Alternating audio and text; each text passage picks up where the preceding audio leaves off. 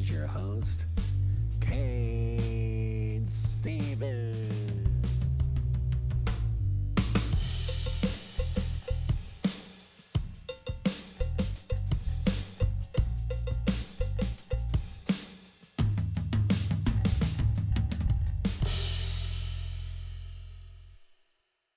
Go. All right, everybody, welcome back to the Cain Stevens Super Show. I'm your super host once again, Cain Stevens, and we have a supercalifragilistic guest on our hands. We have now I'm going to try to read your bio because there's a lot to say here, but we have a certified Akashic Records practitioner. I think I said that correct. An advanced sacred soul alignment and sacred light foundations practitioner. And we also have, she's a Reiki master. She's a medium. You know, she just does a lot. She does tarot. She's a super guest. She can also read the dead, which is something that's very interesting to me. So with that being said, let's bring on our super guest. It's Jillie Maria, correct? Yes. All right, let's give her the applause that she deserves. All right, welcome to the show. How are you? Thank you. I am well, thank you. I hope you are. I am. You know, we're I tell this to people all the time, but I'm this side of the dirt, and that's a great thing. You know, I'm just happy to be alive, sucking air on the same planet that you are, and here we are, two people at different parts of the world, and we're talking to each other, so it can't be all bad, right? Yes, 100% correct. So, what part of the world are you residing in right now, if you're willing to say? I am in Central North Carolina on the East Coast of the U.S. for people that are geographically challenged or Yeah. not.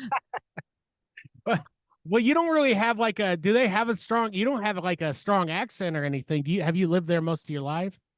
I'm from Boston, and then I went to Florida to go to Florida State, and then I moved up here because I was going to work for the military way back in 2003. And so I have kind of, you don't really hear a southern, you hear southern accents more from people who are like down home country. When I'm pissed, you can hear the Boston in my voice. Yeah. um, but I've had people that will try to peg an accent, and it's, I kind of have an amalgamation because I deal with a lot of different people and a lot of different things. So I kind of, and I have a gift which actually has a name that I don't remember anymore, but I have a gift for like taking on other people's tones. Mhm. So yeah, I don't really have one. But I've lived here, for, gosh, 20 years. And it's yeah, so it's beautiful most of the time. Yeah. Well, I mean, what are you looking at for weather today? To start off, like, what are you guys looking at? We're looking at sunshine and pretty good skies, honestly. I want to say, well, it's sunshiny outside. I can see that out the window that I'm staring at. It is 47 with a high of 58, and it's sunny. So, I mean, I'll take that for Yeah, it's February in the 1st. winter time, like I don't know when this will air, especially, but let's just say while we're doing this, it's still winter time, and we're getting some pretty good temperatures now after that horrible freeze. So I feel good Yeah, about. no, I hope we're done with the freezing because I'm honestly not a fan of dark days and dark at 4 in the afternoon and 22-degree weather is not my friend. Do you get seasonal depression like I do? Like, I mean, you have gifts too, so different things affect you. But like for me, like I have depression anyway, and I'm open with sharing that with people. But man, seasonal depression, if I don't have the sun baking down on me, like I'm in the middle Midwest, I'm in Lincoln, Nebraska. That's where we're based. And I like to lie and say we got ocean views and all this, but we got nothing. We're looking around, it's fields, we're in a city, we're not like cowboys and Indians like people think, but it's pretty bare out here. Yeah, no, it's I first discovered probably 15, 18 years ago that I live with seasonal affective disorder, and I think it's way more common than people know anything about. Most people just feel like they're more tired, or they get fluffier. They want to just, especially the people that in the world that are introverts, they just feel like they naturally want to like hole up more and not be social and blah blah blah. But it actually is a thing, and I have a light that I use to, I like to have bright light, and I have a light that I use to amplify to support me with it. And I also use my gifting. I use my gifts around, like for example, I'll call in alignments around brain chemistry and that sort of thing to try to balance things out more. Mhm. But again, a lot of people don't have those tools, and they just feel like, and especially if you're, dealing with, and I don't know, I'm not firsthand in it, but I know from my friends' experiences, a lot of times, like, and this is weird to say, but in the United States, our mental health um, facilities and resources in Western medicine just bluntly suck. Yeah. And if you're listening to this and you are not getting the support that you need, I strongly encourage you, even if you don't believe in it, to seek out either an energy healer, someone like myself, or a naturopath, or, honestly, keep talking to people. Don't be afraid to fire your doctors. Because a lot of people feel like they're beholden, like, oh my God, I found a doctor who would take me and was accepting new patients or whatever, so I have to blah, blah, blah. You don't have to do crap. Right. And there's a lot of doctors, especially in mental health, that they are not trained at much of anything other than like weeks and weeks of how the brain works, number one, and on a very clinical, very scientific level. And then how to prescribe meds, like which meds do what for that thing, as Right. opposed to, well, what if we got into the trauma of it? What if we got into like why you're feeling this way? What if we like really dug into like what's going on with the anxiety in the first place? Because anxiety is an attempt to control the future. So if we're in a space of like, well, and so is self-sabotage. So it's like if you're in a space of what's really going on here, and I'm not, again, I want to say I'm not against meds. I'm a big fan of you do whatever you need to do to get yourself upright and functional in the world and having quality of life. Yeah. That being said, if you are working with a doctor, psychiatrist, whoever in Western medicine who is not listening to you, affirming you, giving you what you need, don't be afraid to go elsewhere. A lot of them don't have any experience with EMDR, as an example. A lot of them are like, will poo-poo that, this could be caused by trauma, because nobody in Western medicine deals with anything but physical blunt trauma to our body. Right. So they don't have any idea how to deal with, when I was dealing, starting to deal with trauma-informed stuff in my own life years ago, really nobody was like, well, let's give you meds. Like their solution was to give me like a med sheet with like 15 prescriptions. And I was like, I gotta function. So I'll just be over here being exhausted and feeling funky because at least I feel like I have my head attached to my body. Right. And a lot of people don't. I witness a lot of people who will say, oh yes, I have this going on. And I'll say, well, what if we got underneath that? Well, and it's interesting what you're saying. I've talked on the show before about medical gaslighting too is a real thing. They'll gaslight you and then they'll throw a bunch of medication at you. Just go away. Here's a medication. Like I'll give two examples. Okay. I have heart issues. Okay. I have a pacemaker at 41. It runs my heart 100%. I have heart failure. If it wasn't for the medication, I would have died 3 years ago. I'm here. And I appreciate my cardiologist and everything. I mean, I'm glad smart people are on that team, keeping me, going. Here I am. I'm doing pretty good for that. A lot of days are bad. Some days are, different. But then let's go to another thing. I have some medical issues caused by the medications that I have. So I go to a urologist about, I'm on diuretics, stuff like that. I was having issues with peeing and stuff like peeing a lot. And the guy comes in the room. He has no bedside manner. He gaslights me. He pretends like what I'm saying doesn't matter. And then he throws another heavy drug onto my plate of drugs when he just read all the stuff that I'm on. Another name brand drug that's going to cost me $200 a month. And I'm like, well, is this going to do anything? Well, we just want to see if it's, I'm like, well, I mean, you're the guy who I came to, who deals with this all the time. And so I said, no, I'm not doing it. I'm not taking another drug. I'm going to see if I can work it out. Maybe it's dietary changes. Maybe it's something. And that's what I did. And I've been fine. So, I mean, I'm not saying I'm not a medical professional, but I can say that you're absolutely 100% right. It's a cautionary tale of you can say no. I didn't like the doctor. I'm not going back to him. If I went back to that place, I would request another doctor. It's just some of these guys, man. He's a younger guy. You could tell that he just thinks that his poop doesn't stink.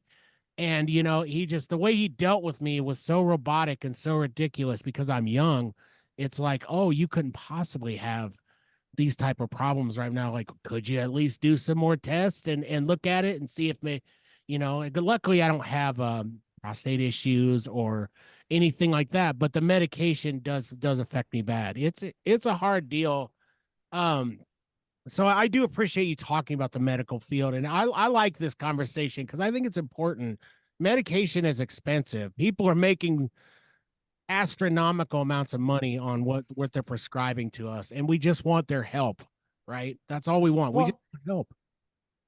yeah, 100%. And I'll just give you another example. And I won't use the person's name, but a friend of mine is dealing with psychiatric issues, and she has depression and ADHD, and she's on meds. She's been on the same meds for 10 years, and she's been dealing with a doctor recently who, like you said, was gaslighting her. Basically, was like, well, made her out to be a drug seeker, and made her out to be, basically said, well, if you feel like this is going to affect you so much, then you need to check yourself into such and such a thing.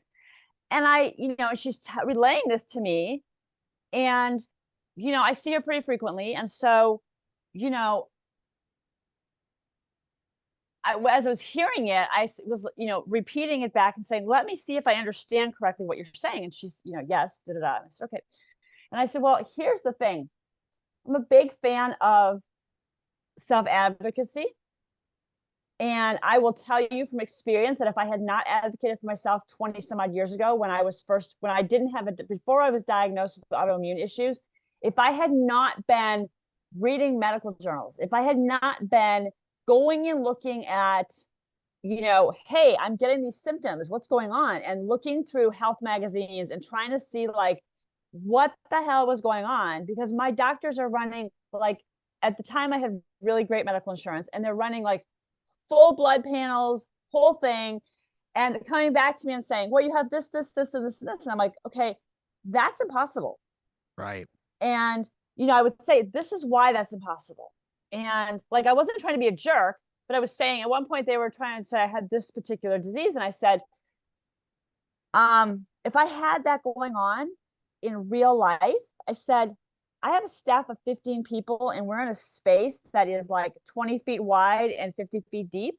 And I am like up in people's faces all day long, just because that's how the physical space plays out. Yeah. So Yeah. the reality of it is, and I'm like, and listen, I'm like, we, process magazines and do all kinds of stuff that literally has us like moving like very fast, in 4-hour rounds, basically. And the fact of the matter is, like, okay, why are you sharing this? And I said, because we're accidentally sharing each other's beverages, not intentionally, but you're like grabbing a beverage to take a quick sip, and you're not necessarily paying attention to whose it is. Yeah. And I'm like, so the reality of it is, if I had that, my entire staff would be infected. I am the only one that's sick. And so, yes, doctors, doctors don't know everything. And I know this, I mean, there's a lot of people in the field who are like the top, cardiologist, or the top, ortho guy, or whatever, that they know what they're doing, right? They can open somebody up and they can, replace a knee or replace a hip, or, sew up your heart or do whatever. But there's a lot of people who, and I'm not bashing anybody, but here's the thing, they're simply not trained. And it's really important to remember that Western medicine, like anything else, we only know what we know.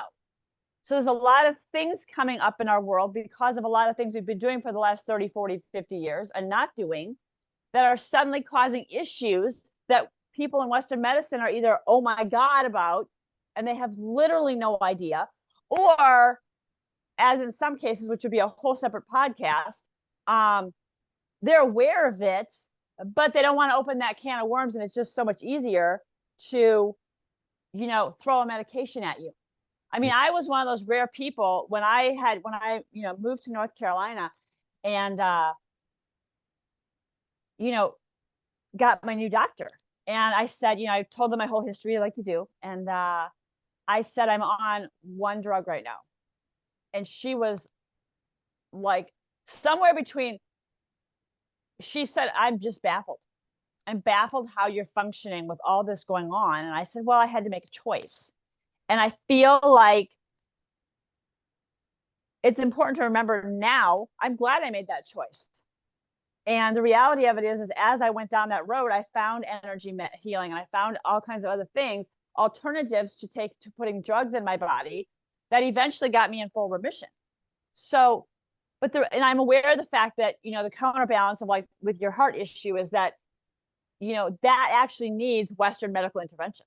That actually needs cardiologist intervention. And there's a lot of things that require a balance between energetics and physical. You got to do something about this. Right. And, but I feel like the main point of this whole thing is that don't be afraid to fire people that work for you. You are their client. They are not your clients. And even if it was, like, I've fired clients before. I've had clients that are like, you're not doing your work. You're not doing what you need to be doing. But bye. And a lot of times we have this taboo around, like, I can't tell my doctor that I'm not, oh my God, I can't do that. Especially if we've been looking for a long time and trying to find a fit. And we're just like, oh my God. And, not in a romantic sense, but don't be afraid to date your doctor. Yeah. Don't be afraid to ask questions of professionals. Have you ever dealt with people? Don't be afraid to go on their websites and their, because everybody has Google reviews and whatnot nowadays. Don't be afraid to go and see what their other patients think of them. Right. Well, yeah. Don't be afraid Like people go to a restaurant, right? Because they didn't fill. You'll go and they'll look at a Yelp review or something, and somebody said, "Oh, they didn't fill my water," and we're like, "Okay, we're not going there. That sucks." But then we won't do that the same for a doctor. I mean, that makes sense. It's funny you say that because my wife and I joke about dating our doctor all the time because we've literally had like joint appointments together with and he's done all sorts of crazy stuff to us. I tell him that he's probably my fifth longest relationship. You know what I mean? Like I go to this guy all the time and he laughs uncomfortably, but he knows it's true. He just nods his head like, yeah, you're here all the time. And I'm not a hypochondriac. I just know my body.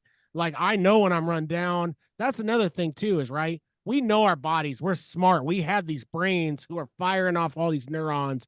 They're telling us what's going on in our, but they're telling us to move our arms. They're telling us to talk. They're also telling us, holy crap, there's something going on. And so we go in there and we say there is, and they're like, no, you're good. I'm like, no, I'm sorry. I'm not, I'm in pain. I can feel the pain. And you're telling me I'm not in pain. Like it's just not possible. Right. But we could talk about this all day, but I do want to get to you. I love this. I really do. I'll probably have you back on, to be honest, just to talk about what we could do a medical rant forever. But I want to talk to you about this Akashic record thing, because I honestly, and I'll bet my viewers and listeners have no idea what the heck that is. Can you explain what that is? Sure. So the Akashic records are a record of every thought, word, and deed of your soul since its inception. Mm-hmm. So that can include past lives, that can include events, that can include relationships, etc. And it's important to remember that objects and houses and land, like everything, conferences, like this call, everything has an Akashic record. And so one of the things that I really love about the Akashic records is that it can give us information that we wouldn't normally see. We wouldn't normally know. And I'll give you an example. I do an open reading in my group every Monday night. And I had someone about probably 2 years ago now that came on, and she said, I interviewed for this job and I'm really excited for this job. And, what do my guides have to say? And I immediately heard no, like a blunt staccato no. And so I said, your guides are saying no. If I get a no, I want to tease into it. I want to, pull it apart like taffy and let's get into the minutia. So I went into detail with her and I said, first thing I want you to know is it's not you. You would be a great fit for the job. And I said, but the notion I'm getting is there's some stuff coming down the pipeline with the company that is going to leave you high and dry. And I said, I don't think the person recruiting, I don't think the people are aware of it quite yet, but they're saying it's not a good fit because they don't want you to be in a space where you're like getting comfortable and it's a great job and you're all woo. And then like 2 or 3 months, 5 months from now, when the whole thing implodes, no fault of your own, you're now looking for a job again. And, she was, and I, hesitated for just a second. And she said, can you tell me what it's around? I said, they're not really giving me that information. I said, but it feels like there's some internals that are going to collapse. Like no more information than like if it's personalities, financial, et cetera, et cetera. So she's like, okay. And so she said, that resonates with me. I felt like, so I'll keep looking. And they offered her the job up the salary by like $10,000. And she still said no. She came back and said, hey, they offered me this. No, still no. And a friend of hers happened to work for the company. So she told her friend, she was like, just bug in your ear. You might want to update your resume. And so the friend was, kind of like, got crunchy about it, so to speak. And long story short, roughly 5 months later, the company completely dissolved overnight, like doors locked, computers locked out, not a word from anybody, like just like almost disappeared into thin air. And, she said, I dodged a bullet. And in the meantime, she did land a great job that she loves to this day. But the thing I like about the Akashic Records is that they can give you information, and on relationships too, right? Like relationships, whether you should travel, really all kinds of stuff. And, too, I love reading the records of objects as well. One of my friends will say, close your eyes. And I've known him for like 7 or 8 years, trust him completely. Wouldn't do that with most people. But he owns a crystal shop. And I would go in there occasionally and he'll say, close your eyes. Go, okay. And he put a crystal in my hand and wrapped my hands around it and said, okay, what are you getting? And there was one that he gave me that I had to sit down. Like I was getting knocked down. I was seeing people running the whole bit. And I was saying out loud what I was getting, what I was seeing and, whatnot. And had tears streaming down my face, unbeknownst to me in the moment. But, at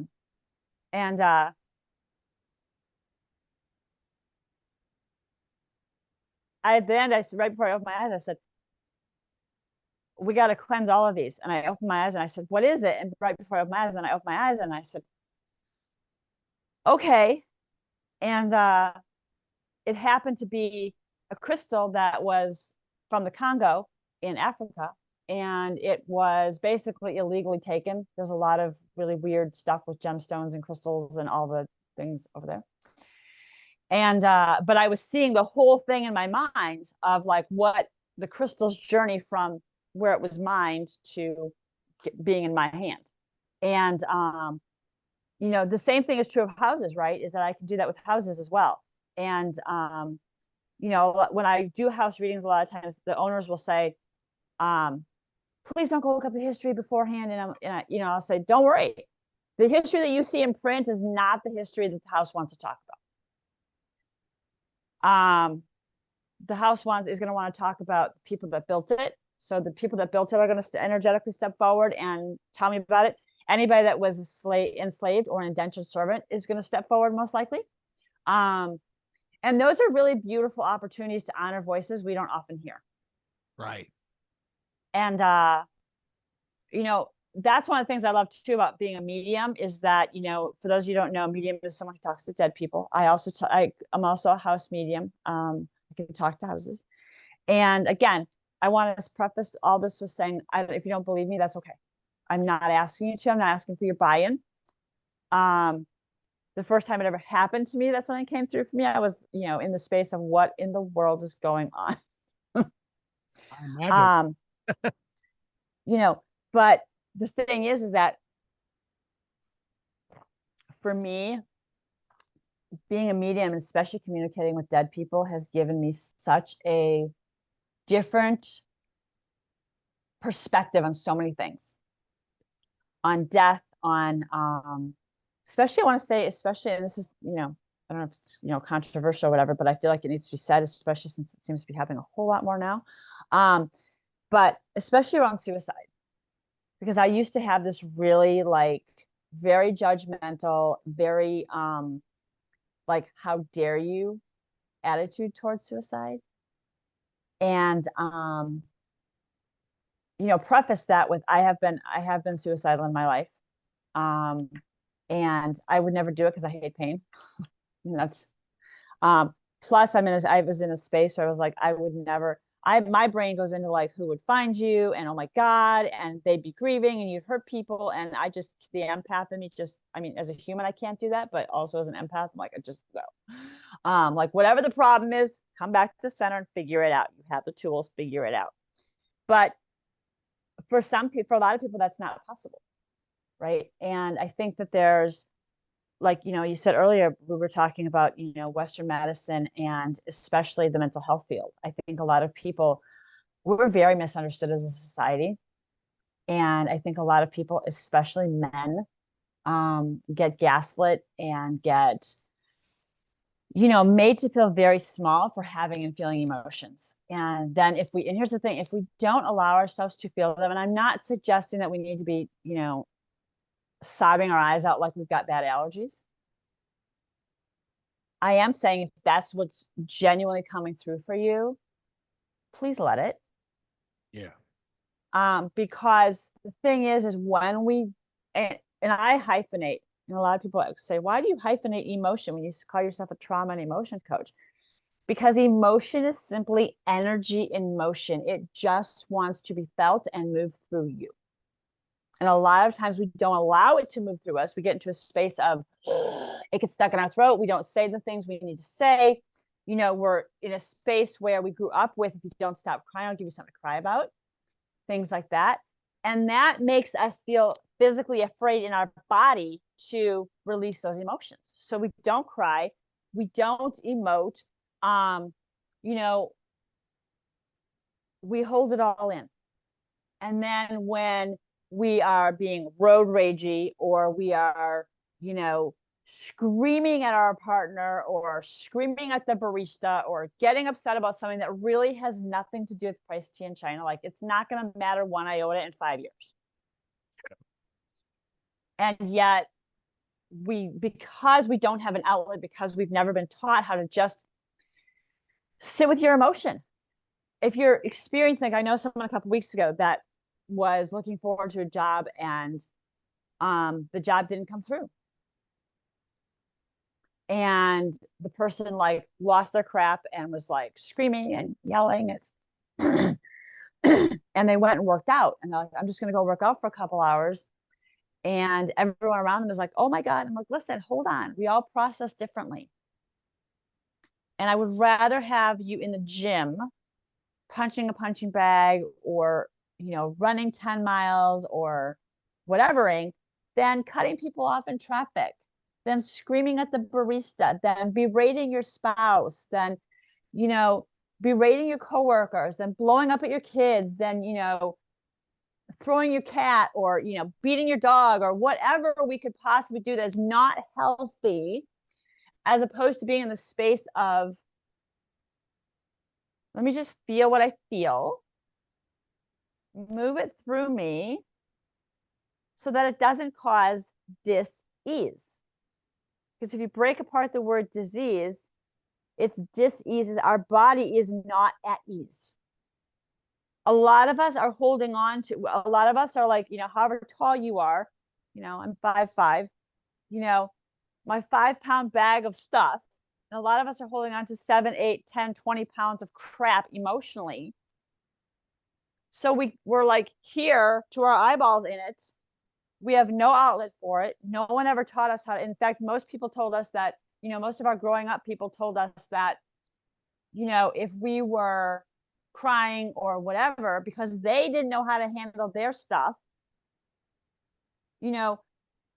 we were to suppress and repress it. Right.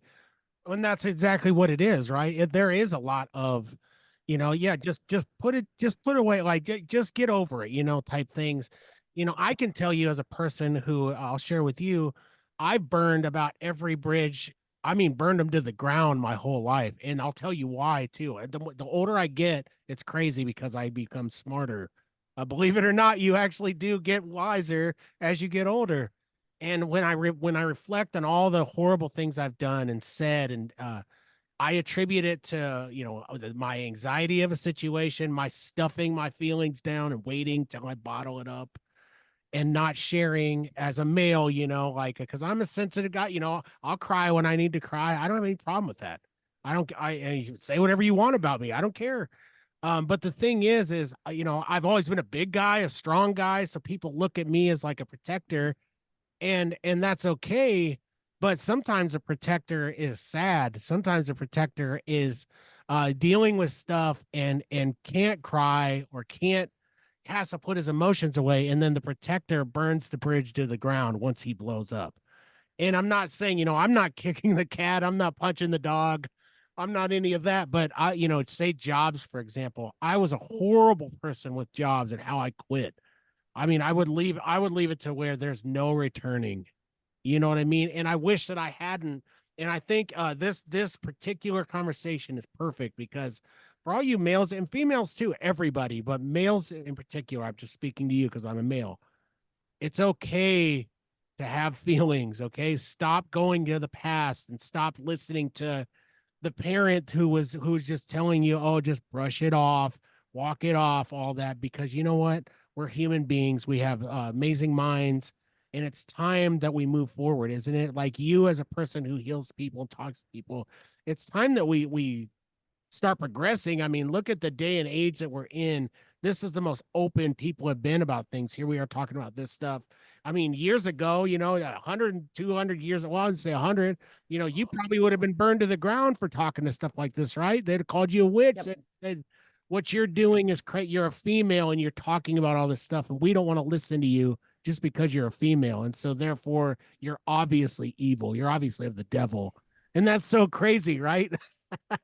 Well, and the thing is, it's I think that brings up two important things. Number one is that as women, we get to be empowered to speak our truth. And part of getting to your truth is doing your work, doing your inner work, getting, finding a therapist, a coach, a counselor, whoever you need and not just a bitch buddy, but somebody who actually moves you forward. So somebody who actually says, okay, I hear you saying this, let's figure out remedy tools so that you can move through it, so that you're not blowing up and burning every bridge, so that you're not being a know-it-all and causing drama and chaos and then being like, I don't understand why this is happening to me.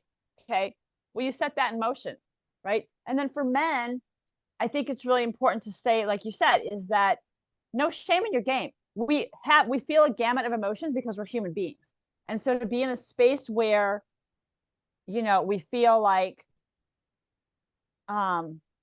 we can't, and especially if you're in a space where your dad or your grandpa or your minister or whoever you held in esteem, whoever raised you, whatever, because a lot of men hold their dads and their granddads and their ministers in very high esteem, and those people, and again, I want to be very clear here, through no fault of their own, you don't know what you don't know until you know it, tamped down emotions, didn't feel things, didn't, get into the space of, where you're at, and staying in the moment to say, yeah, this is devastating.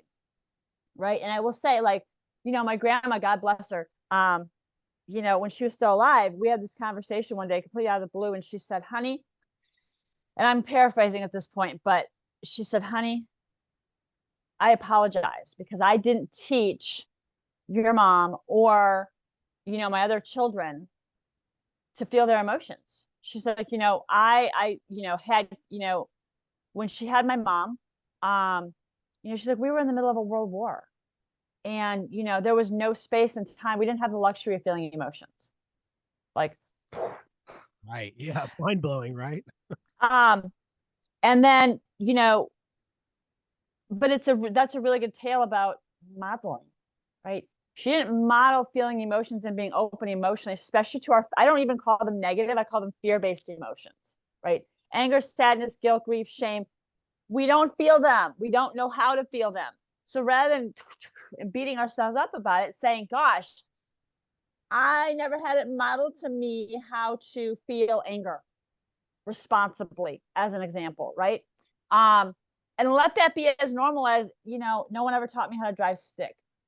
Right. No one ever taught me, like, I parallel parked for my test 10 years ago, but I don't do it on a regular basis. Or, I don't know how to back up. I don't know how to park, backing. I don't know how to, tie my shoes a different way. I have no idea how to, defrag a computer, and I tell people all the time, I'm like, what I'll say to them is I'll say, think about everything you do on a daily basis, right? Turning on your computer, plugging something in, charging your phone, being on your phone, brushing your teeth, putting on your clothes, rudimentary stuff, taking a shower.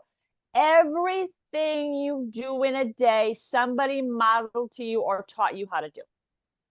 Yeah, absolutely. Of course they did. Literally everything. So if you're in a space where you're like, I suck at this, okay, maybe you do, but maybe no one ever taught you how to do this. When I used to do Spartan races years ago, there was a woman who was in our group of people that were staying at this Airbnb, and she wasn't, the rest of us were taking showers and doing whatever. Someone said, go boil water. And she left the room and she was like, I don't know how to boil water. Wow. Like, I've always done everything in a microwave. I have no idea how to boil. Okay. Yeah. I can teach you that. That's no big deal. So, but it's, again, we take for granted a lot of times too, that everybody else sees things from our viewpoint, which 75% of people have a different personality type than you. So they're going to see things from a different space than you do. And that if I know how to do it, they know how to do it. If I have it, they have it. As opposed to realizing that we have a lot of luxuries. We have a lot of first world things that other people don't have. And the flip side of that is taking it away from us doesn't empower somebody else. Absolutely. And I think it's an important thing to say is that you can't be sick enough, angry enough, depressed enough, grieved enough, broke enough, sad enough, unemployed enough, addicted enough, high enough, low enough to support somebody who is any of those things. Yep. And I think that, when it comes to one of the things, to circle back around to, the mediumship piece, one of the things that I love about being a medium when it comes to people and working with people who, are on this side, is connecting people in with loved ones who affirm decisions they made, especially the really difficult ones, and loved ones that show up to apologize. Because a lot of times people need that, and the other thing too is people that show up to clarify. Okay. So like, you'll be in a situation where there was a woman who I read for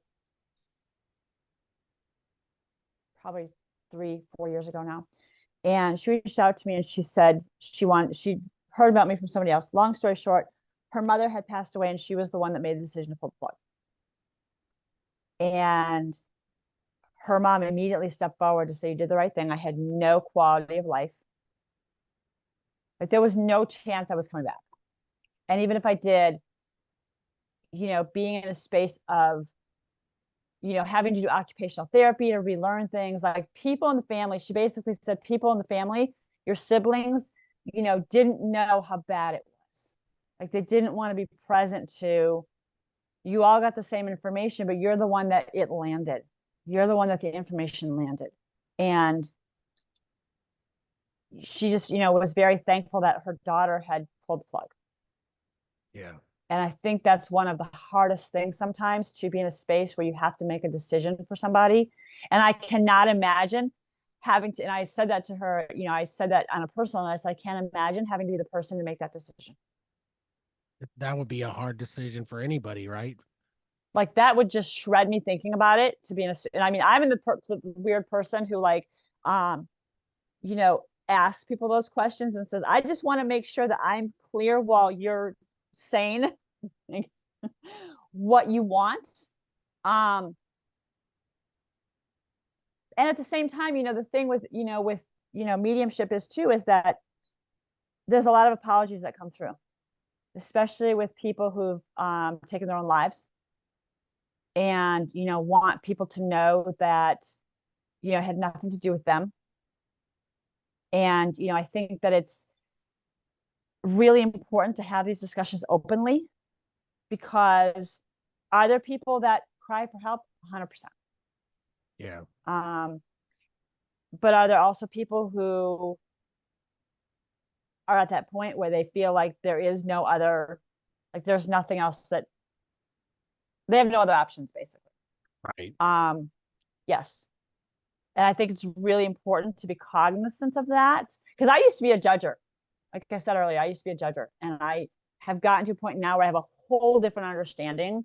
And I think that very rarely, I hope, no one listening to this ever has to make that decision, or has to, feels like they're that backed into a corner, that these are the two options I Yeah. have.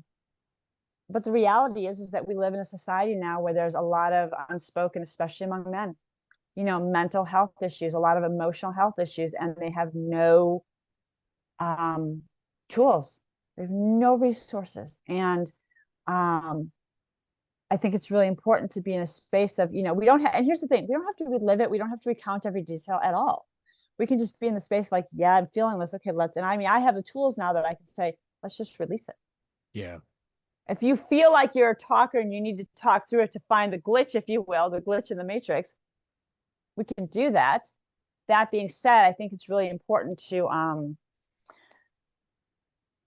come into center and be mindful and, get into this, because a lot of times, right, too, is we get into spaces where, I'll tell clients, I'll say, take a deep breath.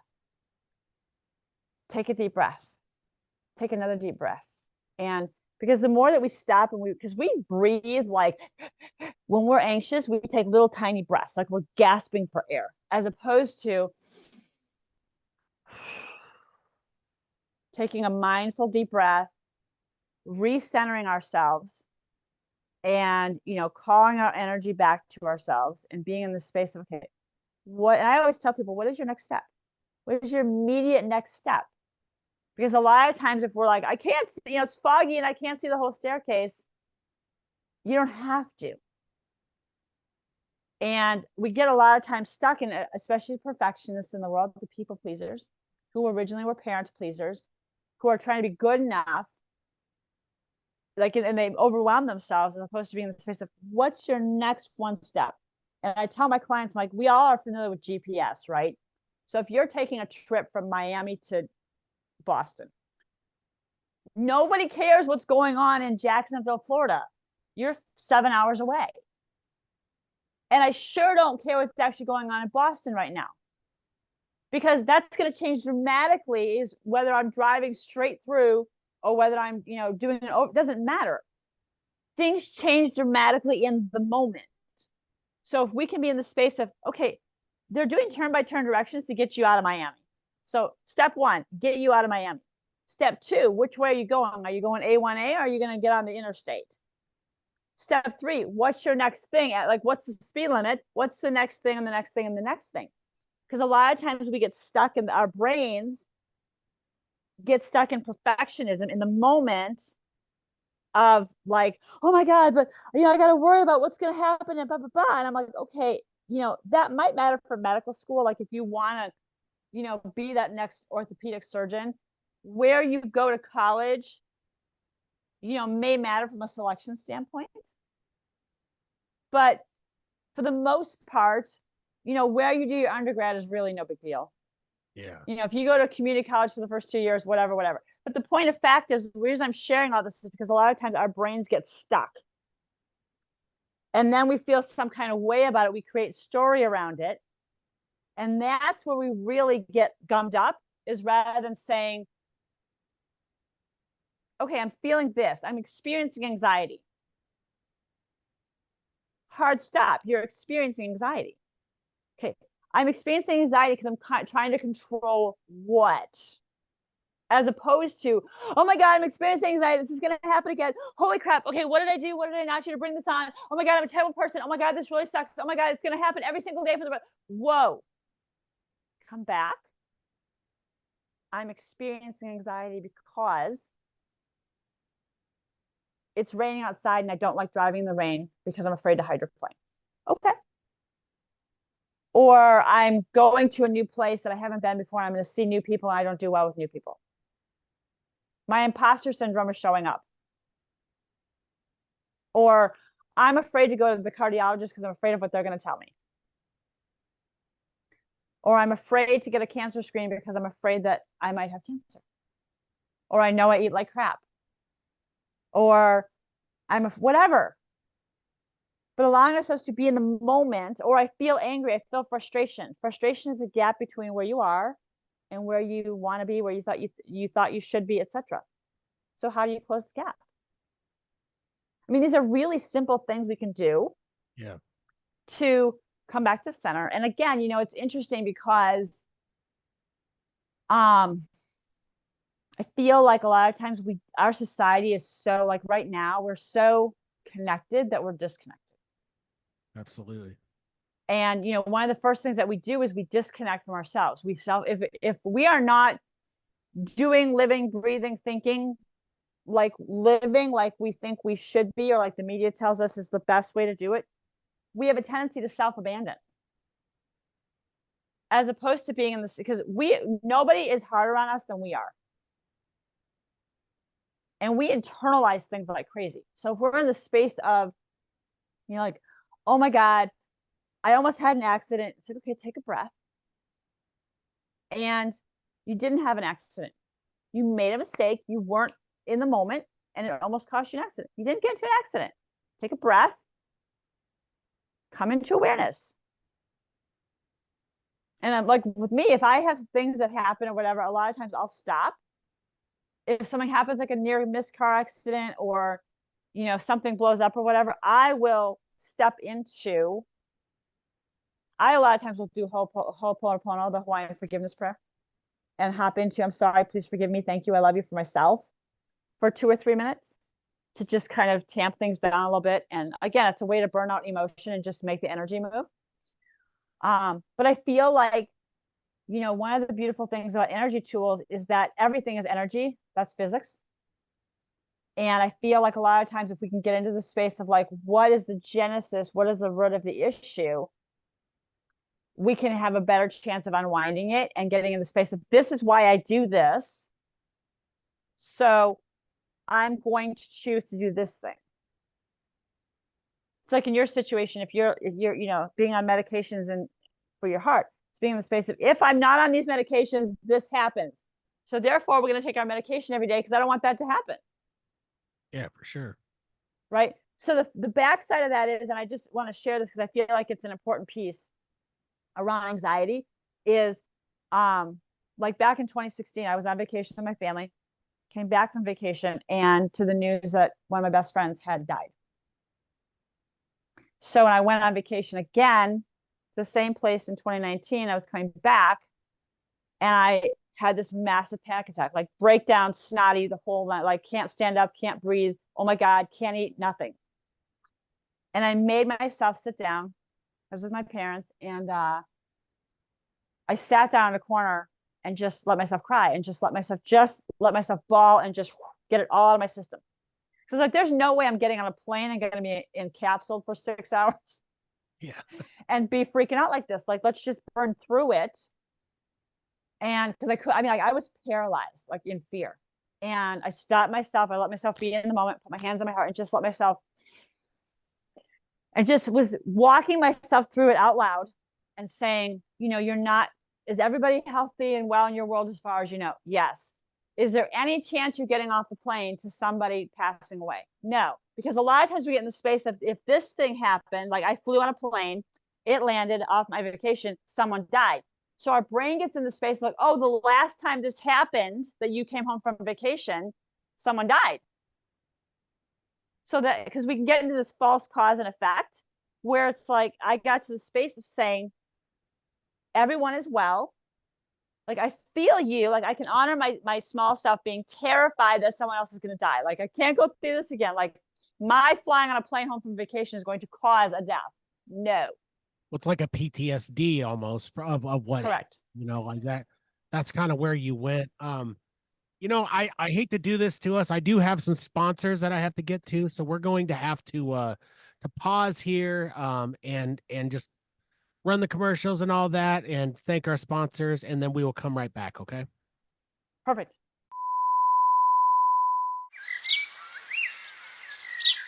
Hey there, grooming gurus. We've got something wild for you today. That's right, folks. Get ready to tame the untamed with products that redefine the beard game. Introducing the Elegant Sasquatch Grooming Company. Elegant Sasquatch, that sounds like a contradiction, doesn't it? Well, grooming should be an adventure, my friend, and with these products, you'll embark on a journey to the grooming wilderness. So, what makes the Elegant Sasquatch so unique?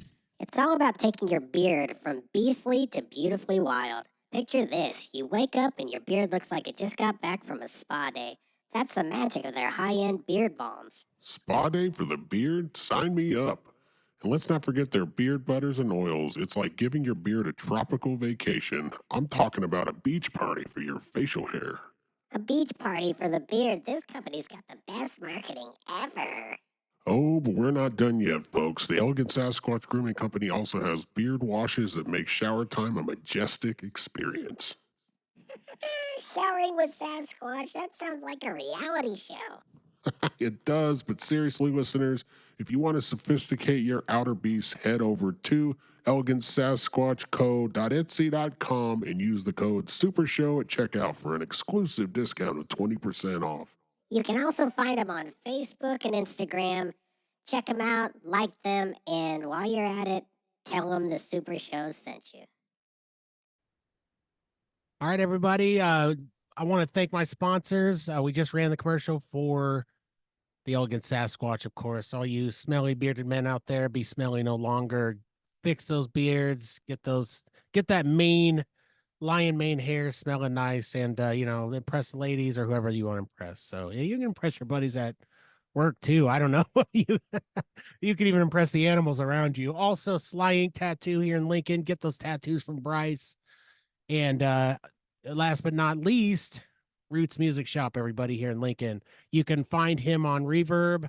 If you're all over the world, you can buy from him. So talk to Ryan, tell him that Cain sent you from the Cain Stevens Super Show. So we have our super guest. We're returning back from our break for her. And we have none other than Jillie Maria, everybody. So welcome back. We've talked about a lot of stuff. We've covered a pretty good base, but I want to warn you that on the second half, we like to get what I like to say weird. Let's get strange together. You know what I mean? That maybe it's strange, maybe it's not. I can even be considered evil for asking about this stuff from some people. I've been accused of that for talking to mediums. And I know, isn't it ridiculous? And you say that you can the Akashic record, all that stuff, you could talk to the dead. So I want to ask you now a couple questions. I want to ask, is there anyone in particular, if you'd be willing to do so, who is standing out to you that wants to talk to me or has any message for me at all right now?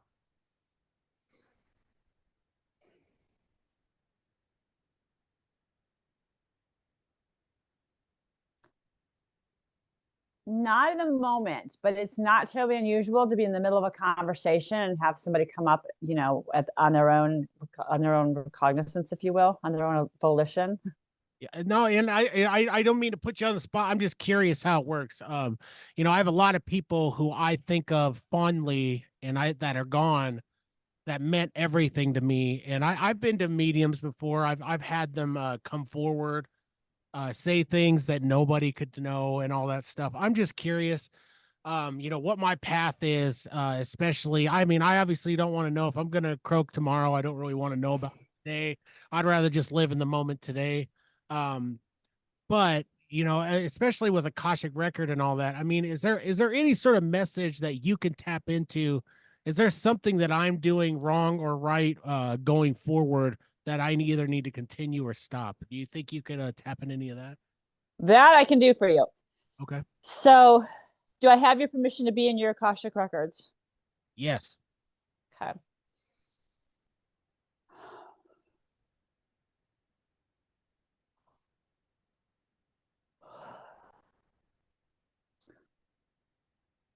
So it feels like the radio show gets bigger and bigger.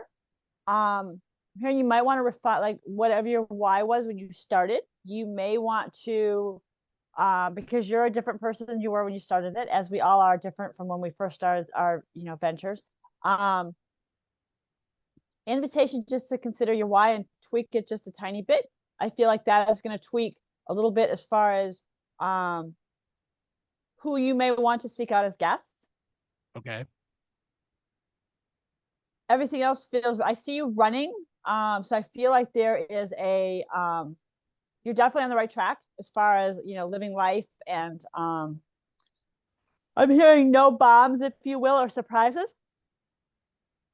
It does feel like you have an epiphany of some variety coming that has been hanging out for a while, because I keep yawning, which is, in my world, is generally moving energy. It feels like there's something that they're being very specific to say it's not like a bombshell or anything. It just feels like something that you've been like, I feel like once you know it, there's going to be this space of, it's like the last dot connecting the dots, if you will. Yeah. I'm also hearing that you're more intuitive than you know. Okay. And that I'm hearing to follow the guidance you're given.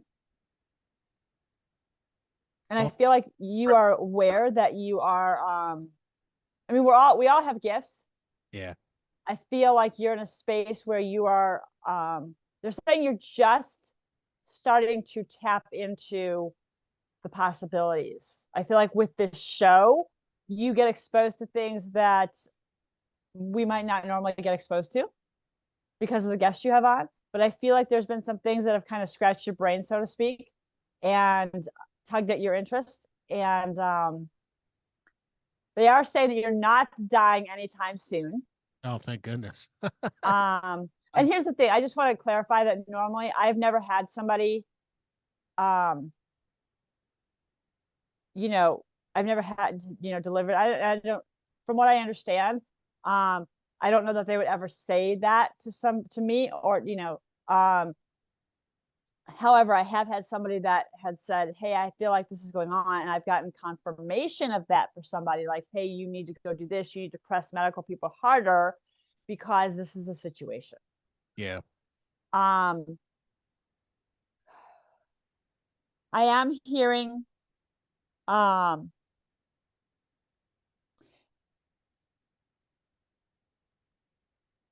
I keep hearing honor them, honor them, honor them. There feels like there's somebody that you've been wanting to either get a tattoo for or do some other physical gesture to honor somebody. And they're also showing me like drawing. So it's like something that there's a drawing of some variety. So, but they also they're showing me like it's a pencil drawing. So they're like refining it. Yeah. I'm hearing it doesn't have to be perfect. Okay. It just has to get done. It's like you're showing off to the world that this person means a lot to you. Does that make sense to you? It does. Just what was it, a year ago, I got this tattoo from my friend who's fallen, it says Harv. It's a 90s license plate, but there's some other stuff. I was just getting ready to get a tattoo. So it's interesting you say that, a tattoo of someone. It's not really someone I'm close to though. It's someone that that's a family. But so in my real life, I have a show last name, but in my real life, my real last name is I share with like a famous French aviator, okay? Like a guy who was, I'm just gonna share with you for a second, who was really known like the most. They were going to fly over the Atlantic before they did, but they went down, okay? And he had a patch, it's like, it's not a family crest, but he was known as the Knight of Death. Like people feared him because he was like the guy in the war, killed a lot of people, he was a famous French aviator. And this patch I just thought was cool because it was like, well, it matches me. It's like honoring like our family in a weird way. But it's really weird because it has like candles and a coffin and a skull on it, and it's like a heart patch. It's really kind of dark, but it's like, but I don't celebrate it in that way of, oh my gosh, thank gosh this guy killed a bunch of people. But I look at it as this guy did something. This guy was a past family member who, really accomplished something and really was. So maybe they're coming forward. I've thought about some other people. Well, Uh, it's I'm hearing it's badass, mm-hmm. Yeah. and that tattoos are for us, Yeah. and I think it's real important to honor. I know for me personally, it's very. I have one tattoo, my ladybug, Yeah. and that I got to honor Kimma, my friend Kim, who passed away, and you know, our tattoos, our ink tells a story, and um, this is for you. Yeah. So my encouragement to you is to be in the space of doing it for you sooner rather than later. I feel like you keep trying to like perfect it, if you will. Mm-hmm. Where are you planning on putting it, if I may ask? Well, I like them on my arms, I still got a lot of space, so I want to put it on my arm because I like to look at it. I wouldn't want to put something on my back and then never look at it. You know what I mean? Like to me, that's a waste. The only person who'd see it is my wife or my kids. So, I'm hearing wrist, Okay. Well, I and got I'm also hearing wrist. Yeah, I got some room on the other wrist for sure. Yeah. I'm hearing wrist, and I'm also hearing to make it smaller, Okay. because I feel like there's something about the deathy piece and the person being, the fact of the matter is that like I have a friend of mine who's a sniper. Yeah. That's his job. And he is unapologetic. I mean, he doesn't go around telling everybody that he does it, but people that know him know that he's a sniper, and that was his job. And he's like, well, you can either have bad people there, or you can have bad people come here, and if they're here, they're going to do way lot more damage than they are over there. So I did my job. And it's not like someday when he passes away, it's not like he has to reconcile with that every day. And we've had those discussions, which is a whole separate podcast probably. But the point of fact is that, yes to doing it, yes to honoring your faith. Because this feels like it also, when you get this tattoo, it also feels like it heals some epigenetics for your family. Okay. Because it feels like there's some stuff around like the balance of being proud of that person for doing their job and doing it well and being a badass aviator, and on the other hand being like, oh, they killed somebody. And the reality is that there's badasses in the world. There's badasses in the world, not in a good way, but there's people that are just jerks that just don't need to be breathing. Exactly. And everyone does not have a soul, let me put it that way. And a lot of us perforate from our soul, and hurt other people, and have malicious intentions. And but I'm hearing this is not that, and you get to honor them. Yeah. And again, our ink is personal to us. And I mean, one of my friends does have a full back. She has a full thing on her back that's really beautiful. And the only person who sees it is her husband or kids, and anybody looking at her back when she's at the beach. Right. But she had it done on her back because it was enough space to have the full story in one space. Well, this is a wonderful segue. I hope they're saying that you should go to Sliding Tattoo as well. This is like a killer segue for that. So Bryce, I know you're listening, bro, but this is a great advocate. I'm advocating for you, as I should, being that you're a sponsor, but I will be going to him. He's done my, quite a few of my tattoos, and I'll be getting more. So Bryce, you better be getting that ink ready to roll, bro, because it's going down real soon, right? That's awesome. What about musically? You know, I want to ask you something, and maybe through the Akashic record, I honestly ask myself all the time. I've been a musician and been grinding it out for years. Okay. I'm a singer, I'm a songwriter, play guitar. I always wonder, I get angry, you know, I get frustrated. It's really hard. Should I quit or should I keep it up here? Like what does the Akashic record had to say about my music? First and foremost, keep doing it. I am here to quit playing small. Okay. It feels like there's a fear, or I don't know if fear is not the right word. It feels like there is a concern about, like, do you gig and do all those things? Yeah. I don't anymore because of my heart, but I did. I gigged a lot. Yeah. Okay. Um, but you really love um making music and singing the whole bit. I love it. It's deep down in my soul. It heals me every day. Yeah. Okay. So I'm hearing it's not just for you anymore. Okay. So I'm hearing that auditioning for something like The Voice would be a cathartic experience for you. I think my self-doubt would creep up too much for that. Like that's you know, like that's the thing. And maybe they don't tap into that. It's never that I felt that I wasn't good enough, but it's that feeling of what if I blow it, you know? What if it devastates me? Well, here's the thing is sometimes, and you just brought up a really fantastic point. A lot of us avoid big things because what if it devastates us? What if it makes us look like crap? What if it makes us feel like crap? What if we embarrass ourselves in front of whoever? Mm-hmm. But I think a really important point to that is, and I'm a regular watcher of The Voice, is, you know, I just look at people and, you know, and there's been a couple times, I always hate when people, I don't know if you've ever watched The Voice, but I always feel badly when people don't get a single chair turn. Like it just, oh, for me. Yeah.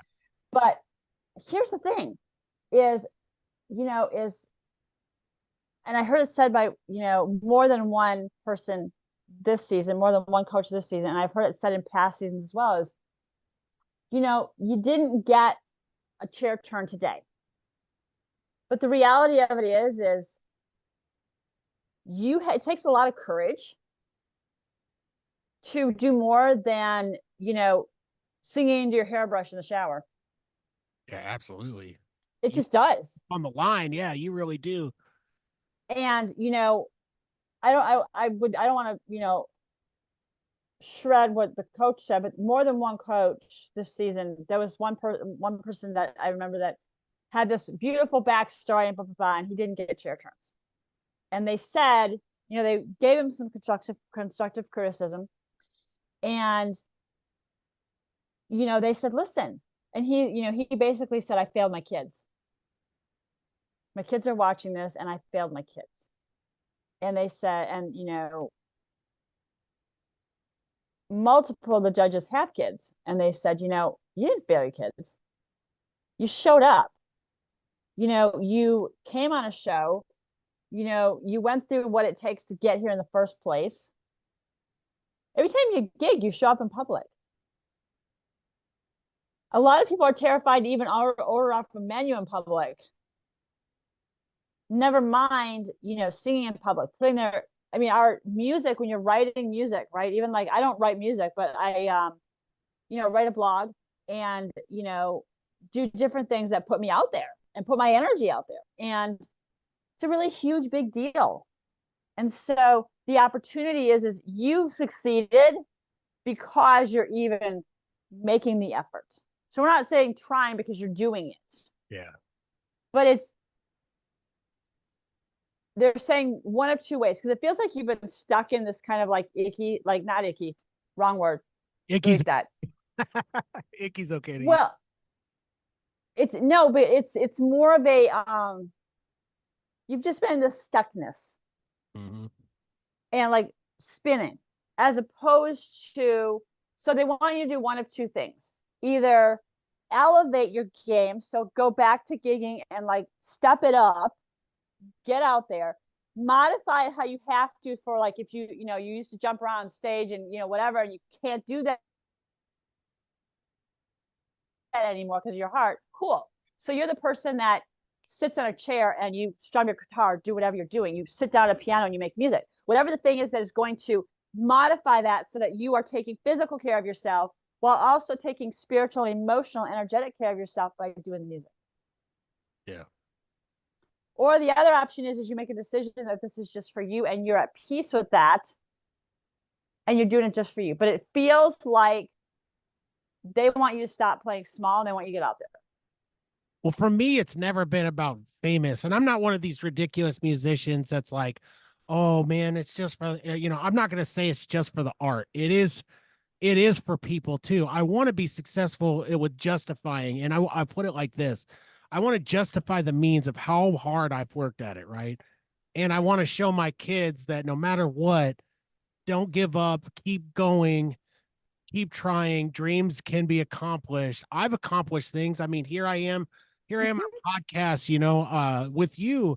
I feel that's an accomplishment. Like you said, half the battle is showing up. We showed up to this. We're talking to each other. We did the thing. Everybody isn't doing this. A lot of people are, but they're not doing this. They're not doing it at this level. And I'm not being egotistical. I'm saying you're a wonderful guest, and I can just tell, like, I would love to have you back just because I enjoy talking to you in general, and I think it's going to come off really well. But we did the thing, right, and we'll continue to do it. I just want to justify the means. It's not like I've spent $1 billion. I'm a great budget person on this stuff, but I just want to justify it so that I can show my kids that I never gave up and that they could be bigger than me. You know what I mean? Like all the accomplishments I've done, they could even be bigger than that. And so that's really all it is for me. So here's the thing: is the justification part is, a lot of times is that,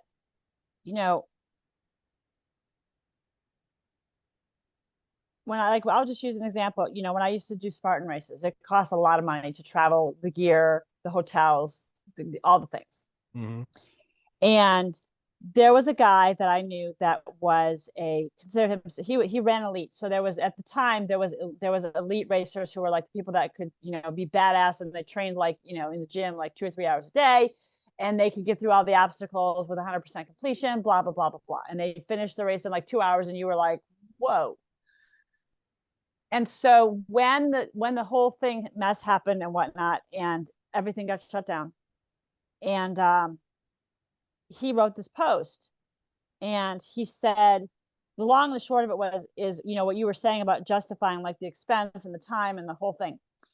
And he wrote this whole post about how he was in fact suicidal when he couldn't race, and he realized he had to step back from it entirely, and then he realized he just had to retire completely because it had led him to his justification for racing was he liked the high, and it like the endorphin high, and training to a goal, because race dates don't move. So once it's in the books, it's you gotta, you're training or you're gonna show up and flop.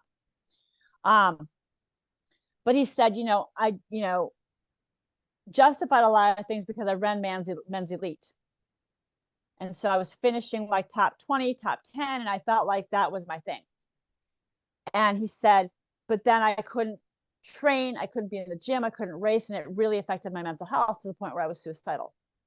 And he said, I can't justify this anymore. And I said, here's the thing, is that there's like maybe 20 people, 30 would be stretching it, in the entire obstacle course racing world that are gonna like have an income off of this, blah, blah, blah, have it become something.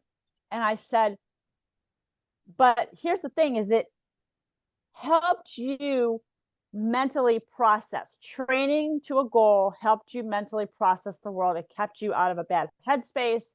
It allowed you to function in society without medication, etc. Yes? He said, yes. I said, okay.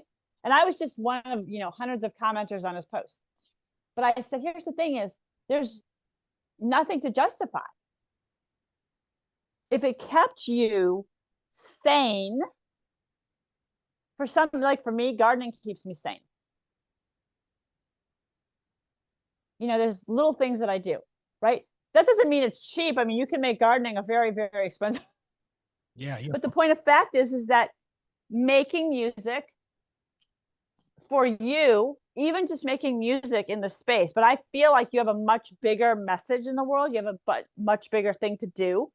But the reality is you're doing it, right? So, and it's not about becoming famous. It's about breaking through that space of, I'm afraid I'm going to have a breakdown. This is going to screw with my head. That's the space. And I even encourage clients to go to push through that, right? Is to be like, what are you afraid of? Because the things that I'm like terrified, I'm terrified I'm not going to finish the race. Okay. I'm terrified I'm going to embarrass myself. Wouldn't be the first time. Especially but the reality. Well, and here's the thing is, so many of us, especially in 2024, right? So many of us are like, oh my God, everybody's looking at me. And the reality is we're either looking at our phones or we're so self-conscious about what we're doing that we're not paying any attention to what else is going on. Yeah. And so you have a tremendous opportunity with your music to use the voice, not as a means of getting famous, if you will, but as a means of self-expression. And this last season, they had a guy on Huntley that actually won it. That actually won the voice, like one, and he was like not necessarily my style of music, but a super powerful, like a rocker guy, that just was really a performer. And he has two little girls, and he was like, going through this whole journey, I wanted to show my girls that you can do anything. And I feel like, yes, our kids are watching us all the time. And I feel like,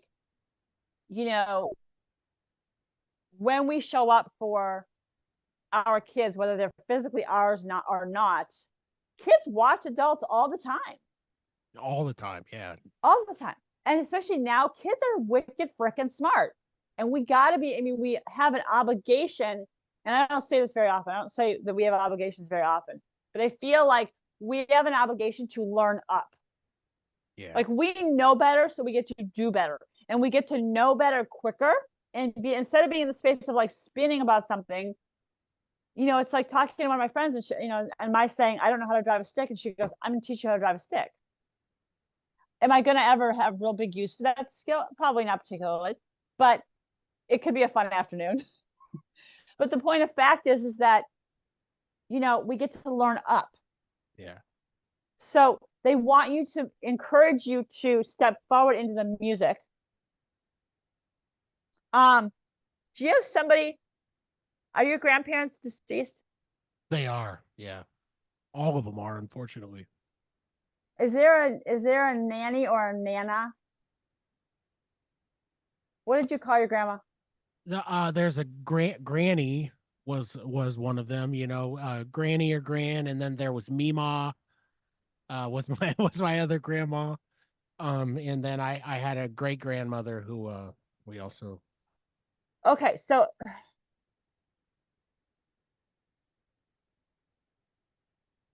was Granny really short?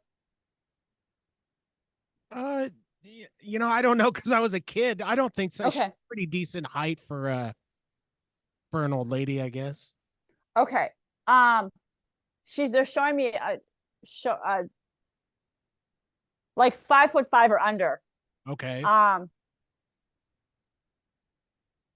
She's saying that she's self-describing herself as sassy.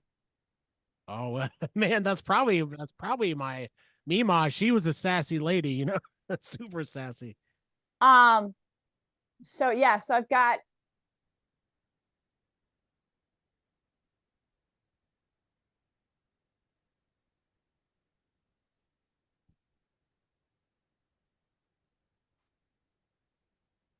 okay, so would Granny have been more demure? I mean, I'm asking you. I realize I'm asking you as a small kid to describe that, but she was kind of she appeared to me to be kind of taller and thinner. You know what I mean? Like that's how she kind of a thinner build. Yeah, she's definitely a thinner, like a not a plump, like Aunt Jemima type grandma. Yes. So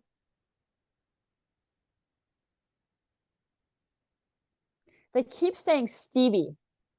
Oh wow. They That's my keep saying, dad's name. My dad, that's my dad's name. That's okay. interesting. That gave me So goose. they keep saying Stevie. Okay. So, and your dad is still with us, yes? Yeah. Yeah. Okay. So I'm hearing say hi to Stevie. Hmm. Um,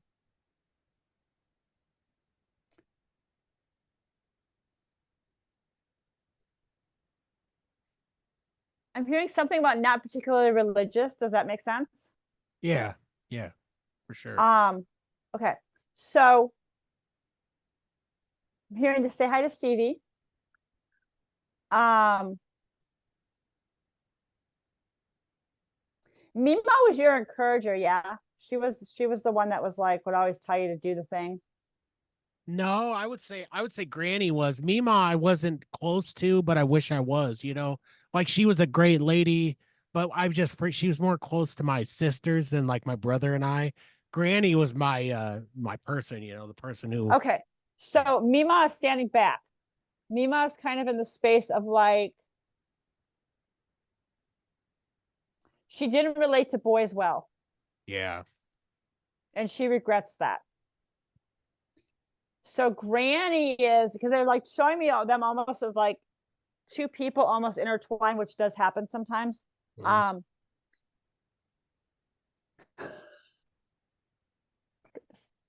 so I'm hearing shut up and let me talk. Okay, so Granny is showing me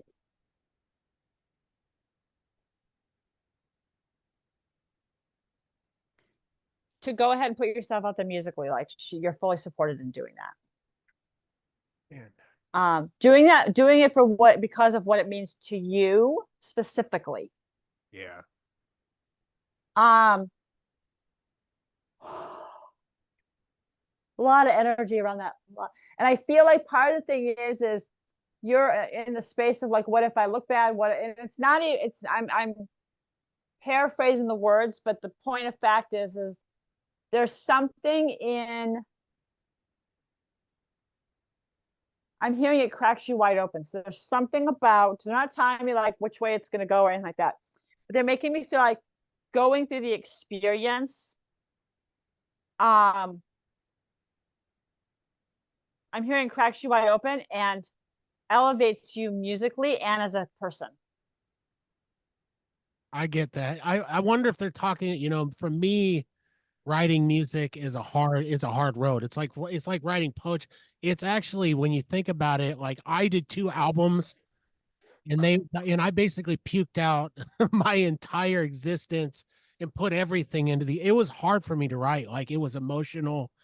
You know, I would even cry thinking about the words, you know, when I listen back to them, not because I'm so egotistical and proud of myself. It's hard to hear those words because it's a journey, and that's what people don't understand. What's interesting about what you said is when Granny was on her deathbed, I visited her, and I on my way to a gig even, and I told her she was still pretty with it. I played my guitar to her to soothe her, and uh and she told me not to give up. I wanted to give up. It was a time where the band wasn't doing great. I was sick of gigging all the time. Like, why do I hang out with all these strangers? And she told me, don't, you got to keep going. You've got a bigger path. And so it's interesting that she said that. You know, Mima was a musician. Mima was great at piano and all. Maybe I got my talents from her, you know, I don't know, but it's very interesting, man. It makes me cry, like, oh, tears of joy to have these people come forward, because I love them so much. I wish I could have been closer to Mima, but it's validating to me that she's saying, I'm just, you know, I'm sorry, I just didn't know how to relate to boys. That makes so much sense. You know, my Granny and Grampy, Fran and Laura were their names. They were my closest, you know, my people. Like if I could bring anything back, you know, there's a lot of people I'd bring them back. Eh, like just I just wish I could talk to him one more day, you know, like it's very emotional for me. So I'm trying to hold it together. But thank you for this. You're welcome. And the thing is she's saying that she loves you very much, and she's saying to do it for you, and not being like, you're not doing this to be famous. You're doing it because it's in your soul to do it. And, it's something where, it's like when we're in a space where we're on our journey, right? Like, even no matter where you are in your journey, like watching people, you know, um, just as an example, like there was a woman who was eliminated from The Voice, and I want to say she was in the top. I want to see the 5 or 10, and they announced her name, and she literally is walking off. She's like, yes, and she's walking off the stage, and she was like posting on her Instagram saying, yes, I got eliminated. She's like, but this has given me so much. Like, yes, I'm sure over the next 24 to 48 hours, like I'll have that come down piece where it's like I gotta leave and I gotta go back home, and she's like, but I got so much out of the experience. And a large part of it is we don't stop and come into the experience, like what it brings us. Like, I didn't win, but you did win. Because sometimes it's not about being the voice or having the whatever. It's about the things that you get to experience along the way, and being in the space of, like with this show, you affect a lot of people. You affect a lot of lives in a positive way. And that's beautiful. Now, Granny is wanting you, like she is championing you to step this up, modify it how you need to, and get your voice out there. And she's basically like, she's showing me you like in a collaboration. So I feel like there's a point where you're writing with somebody, like you're more filling in the blanks and they're writing for you, because you are not, the songwriter is not your strongest piece. Mm-hmm. Like, you've said all the things, you've shared your life, and now it's about elevating your voice. Yeah. Does that make sense? That's fascinating. No, it really is. It makes a lot of sense, because I was literally just thinking this not the other day. Like, I know that I have a gift, you know what I mean? I know that I've been gifted as a vocalist, and I put that on the back burner to worry about writing all this stuff and doing all this stuff. And I always, and I know that it does. It makes so much sense to me. It's just going forward. I like to take heed of this stuff and really take it seriously. So I really appreciate this. I don't want to cut it off with them anymore, but I know that you have stuff you got to do. I would like to give you your opportunity now to promote whatever you want to promote here in closing, and just tell people where they can find you, what you're promoting right now, and that type of thing. Sure. Thank you for the opportunity. So I am a trauma and emotion coach, and I work a 12-week program with folks, and they can reach out to me to have a conversation, discovery call, about whether if you're experiencing anxiety or depression, or if things are not a 10 out of 10 in your life, let's chat. Because I really believe that, and I know that when I work with clients, we change lives. A lot of times people will re-up, and it's not just 12 weeks, it goes longer. But I really believe in the work that I do and the unraveling to get real life results. And so you can reach me at Jillie Maria, JILLIEMARIA.com. You can reach out to me. Email address is the same, JillieMaria@JillieMaria.com. And I would love to chat. I would love to see if we're fit to work together. And thank you, Cain, for this opportunity. It's been fantastic. Well, I hope that the listeners get that.